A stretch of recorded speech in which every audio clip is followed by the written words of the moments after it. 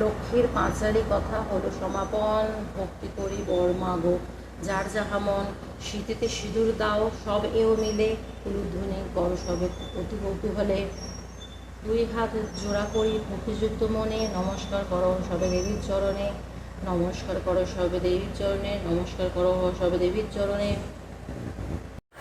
আজ বৃহস্পতিবার, রজতের এখানেই পুজো সেরে নিলাম। গত সপ্তাহতেও এখানেই ছিলাম, এখানেই যেরকমভাবে পাচ্ছি পুজো সেরে নিচ্ছি। এই যে ড্রাই ফ্রুটস ঠাকুরকে খেতে দিয়েছি, আর আমি তো লোকনাথ বাবা আর আমার রামকৃষ্ণদেব গুরুদেব ওদের ফটো এনেছি। আর এ দেখো আটা দিয়ে প্রদীপ বানিয়েছি, ঘি কিনে ঘি দিয়ে জ্বালাচ্ছি, কিছু করবার নেই।